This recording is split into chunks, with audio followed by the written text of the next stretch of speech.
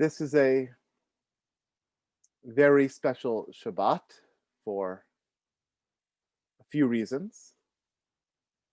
One is because it is Shabbat, Shemini, Atzeret. Another reason is because it is Shabbat Thanksgiving weekend. I know that it doesn't quite feel like Thanksgiving weekend for many, because that often involves some sort of travel. For some, I know we can debate, is Thanksgiving weekend becoming a Jewish holiday or not? It's a favorite debate of ours in the Jewish community, and the benefits, the side effects, do we do it in the evening because it's we always do Erev meals, right? But put that on the side now and focus on a connection between Shemini Atzeret and Thanksgiving. How might the two be connected? The answer is rain. We'll get to rain in just a moment. But first, a slight digression. This also is a time that many of us have been paying attention to a lot of conversations south of the border, because it's also been presidential and vice presidential debate season, though maybe the season's at an end because, if you can't do it in person, then what's really that we can't learn anything important anyway, right? So we might as well just give up on it, or maybe some people have already given up on the race, I'm not quite sure. And so with rain, we get to something that's affected by the rain and impacted by the rain. Here is an excerpt by the Lakota medicine man Nicholas Black Elk.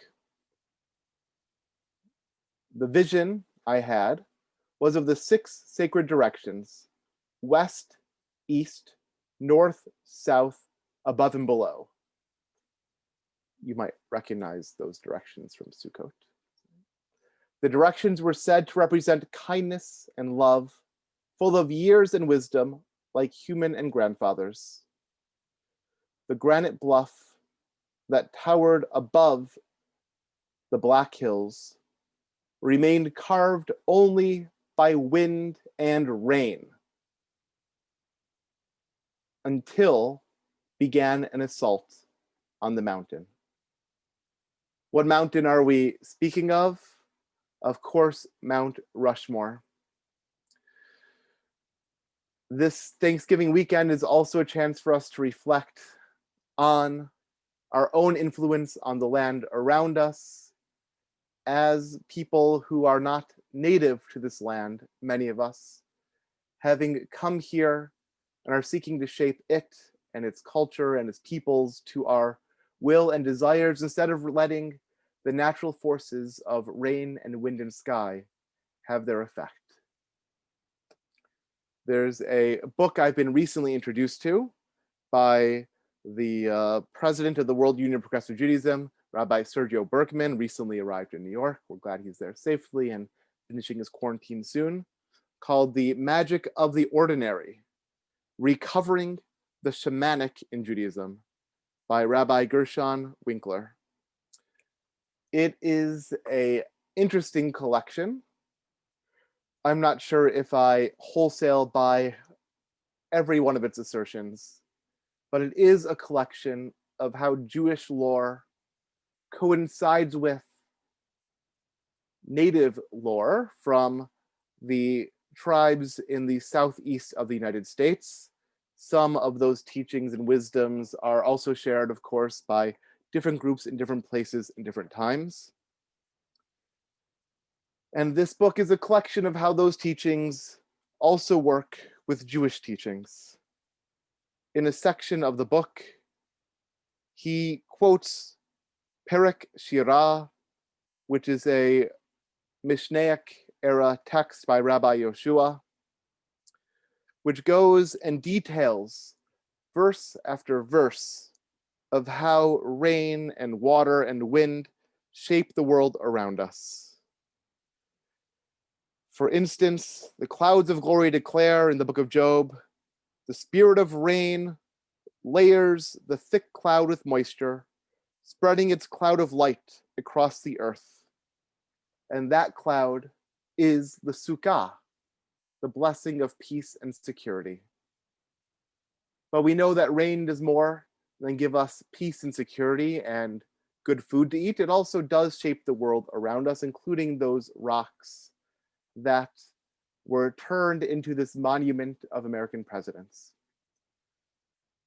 The last gathering that I had the opportunity to be in with several thousand people, now we look at it and say, was that safe? Can that happen again? Was the Union for Reform Judaism Biennial this past year. And there I got to hear Illinois Governor J.B. Pritzker tell the story.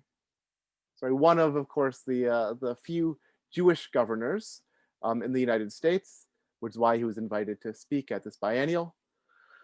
Tell the story of a Polish immigrant to the United States, Korczak Zielkowski, who was approached. First of all, Korczak Zielkowski was fired from the Mount Rushmore project. Apparently, he got in a fist fight with the head sculptor.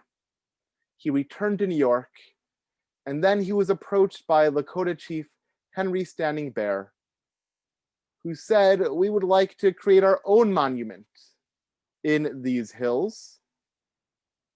It is debated among the Sioux, the Lakota Sioux, whether it was the right decision or not.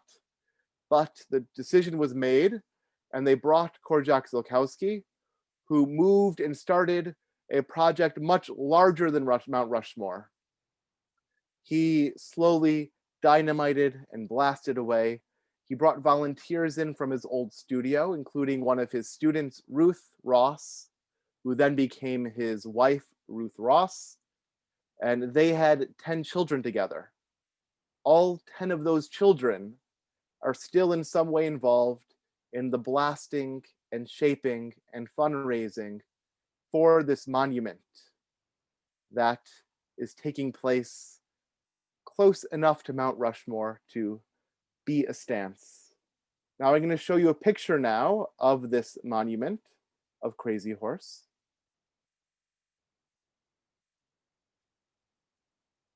I hope you can see it now. You see the white figure close to you is a model of what it will eventually look like. And behind you see what it looks like now. He's been working, or he has passed away. He and his children were working on this project since the 1940s, trying to shape what wind and rock have shaped previously into something that makes a statement. I hear that Mount Rushmore would fit into the armpit of this great statue. And as you're looking at this, you might notice it is unfinished. In fact, the difference between that character in the foreground and the sculpture in the background is quite remarkable of how much the sculpture is unfinished.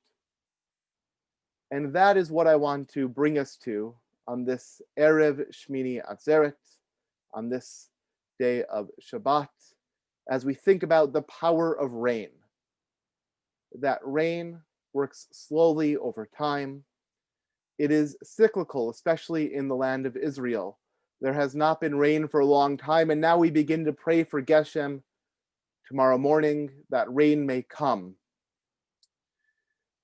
We know that some of the work that we do, that one drop of water seems quixotic, seems like it can never complete the job, that the task in front of us will always remain incomplete. Some things do pass some markers of time, each storm, each season, the amount of time it is between our prayers for Tal and then again for Geshem. But it's up to us in each cycle to maintain the vision, to maintain the ideas, the power of nature, the power of rain, and with enough water drops, with enough effort, Eventually, the picture takes shape, and we know that somehow it was all worth it. Chag Sameach, Shabbat Shalom. May you find that all of your movement forward, all of your little drops of water of effort have impact and effect in this season and in seasons future.